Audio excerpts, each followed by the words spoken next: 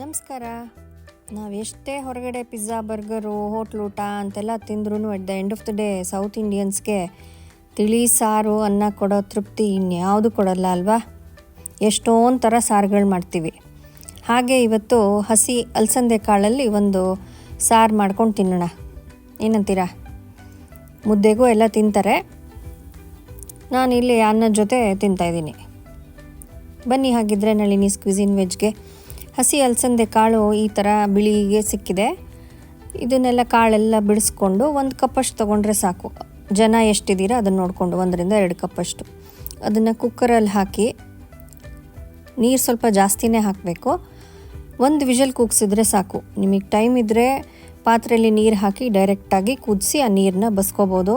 ನಾನು ಟೈಮ್ ಇಲ್ಲ, ಹಂಗಾಗಿ ಕುಕ್ಕರಲ್ಲಿ 1 ವಿಷಲ್ ಕೂಗಿಸಿದ್ದೀನಿ. ಆ ಕಾಳಲ್ಲಿ ನಾವು ಒಂದು ನೀರೆಲ್ಲ ಸಪ್ರೇಟಾಗಿ ಬಸ್ದು ತೆಗೆದಿಟ್ಕೊಂಡು ಒಂದು ಸ್ವಲ್ಪ ಕಾಳು ಸಾರಿಗೆ ಅಂತ ಉಳಿಸ್ಕೊಂಡು ಉಳಿದಿದ್ರಲ್ಲಿ ಒಂದು ಒಳ್ಳೆ ಉಸ್ಲಿ ಪಲ್ಯ ಮಾಡಿದ್ದೀವಿ. ಅದ್ರ ಲಿಂಕ್ ಮೇಲೆ ಹಾಕಿದ್ದೀನಿ, ಅದ್ರದ್ದು ವಿಡಿಯೋನು ನೋಡಿಬಿಡಿ.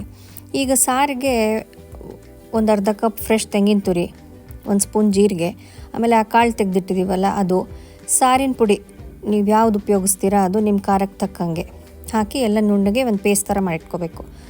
ಒಂದು ಪಾತ್ರೆಗೆ ಈ ರುಬ್ಬಿರೋದನ್ನು, ಆಮೇಲೆ ಆ ನೀರು ತೆಗೆದಿಟ್ಕೊಂಡಿರ್ತೀವಲ್ಲ ಅದನ್ನು ಎಲ್ಲ ಹಾಕಿ ಒಂದು ಸ್ವಲ್ಪ ಹುಣಸೆ ರಸ. ಇದಕ್ಕೆ ಈರುಳ್ಳಿ ಬೆಳ್ಳುಳ್ಳಿ ಹಾಕ್ತಾಯಿಲ್ಲ, ನಾವು ಹಾಕದೇ ಇದ್ರೂ ರುಚಿಯಾಗಿರುತ್ತೆ ಅನ್ನೋಕ್ಕೋಸ್ಕರ ತೋರಿಸ್ತಾ ಇದ್ದೀನಿ ನಾನು.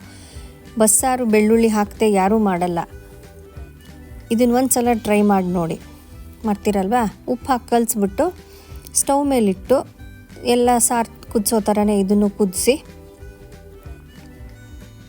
ಸ್ವಲ್ಪ ಫ್ರೆಶ್ಶಾಗಿ ಕಟ್ ಮಾಡಿರೋ ಕೊತ್ತಂಬರಿ ಸೊಪ್ಪು, ಬೆಲ್ಲ ಒಂಚೂರು ನಿಮ್ಗೆ ರುಚಿಗೆ ತಕ್ಕಂಗೆ, ಸ್ವೀಟ್ ಬೇಕಾದರೆ ಸ್ವಲ್ಪ ಜಾಸ್ತಿ ಹಾಕ್ಕೊಳ್ಳಿ.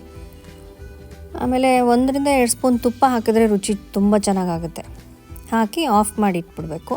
ಒಗ್ಗರಣೆಗೆ ಮತ್ತೆ 1 ಸ್ಪೂನ್ 2 ಸ್ಪೂನ್ ತುಪ್ಪ ಹಾಕಿ ಸಾಸಿವೆ, ಜೀರಿಗೆ, ಇಂಗು, ಕೊತ್ತಂಬರಿ, ಕರಿಬೇವು, ಆಮೇಲೆ ಒಂದು ಒಣಮೆಣಸಿನ್ಕಾಯಿ ಮುರಿದ್ಬಿಟ್ಟು ಹಾಕಿ ಇದಕ್ಕೆ ಒಗ್ಗರಣೆ ಹಾಕಿದ್ರೆ ಎಷ್ಟು ಚೆನ್ನಾಗಿರುತ್ತೆ ಗೊತ್ತಾ. ತುಂಬ ಸಿಂಪಲ್ಲು, ಕಾಂಪ್ಲಿಕೇಶನ್ಸ್ ಏನೂ ಇಲ್ಲ, ಆದರೆ ಅಷ್ಟೇ ರುಚಿಯಾಗಿರುತ್ತೆ. ಬಿಸಿ ಬಿಸಿ ಅನ್ನಕ್ಕೆ ಒಂಚೂರು ತುಪ್ಪ ಹಾಕ್ಕೊಂಡು ಕಲಿಸ್ಕೊಂಡು ತಿಂದರೆ ಆಹಾ, ಸ್ವರ್ಗಕ್ಕೆ ಕಿಚ್ಚು. ಒಂದು ಸಲ ಟ್ರೈ ಮಾಡಿ ನೋಡಿ. ಈ ಕಾಳು ಪಲ್ಯ ಜೊತೆಗೂ ತುಂಬ ಚೆನ್ನಾಗಿರುತ್ತೆ, ಇಲ್ಲ ಹಾಗೇನೂ ಬರೀ ಸಾರು ಕುಡಿಯೋಕ್ಕೂ ತುಂಬ ಚೆನ್ನಾಗಿರುತ್ತೆ. ನನ್ನ channel Nalini's cuisine veg subscribe ಮಾಡಿಲ್ಲ ಅಂದರೆ ಆ ಕೆಂಪಿಗೆ ಕೆಳಗಡೆ ಇರುತ್ತೆ ಬಟನ್ನು, ಅದನ್ನು ಕ್ಲಿಕ್ ಮಾಡಿ, ಪಕ್ಕದಲ್ಲಿ ಆಲ್ ಅಂತ ಕ್ಲಿಕ್ ಮಾಡಿ ಈ ಸಾರು ತಪ್ಪದೇ ಮಾಡ್ಕೊಳ್ಳಿ. ತುಂಬ ಚೆನ್ನಾಗಿರುತ್ತೆ. ಮಾಡ್ಕೋತೀರಲ್ವಾ? ಹೋಗಿ ಬರಲಾ? ಬಾಯ್.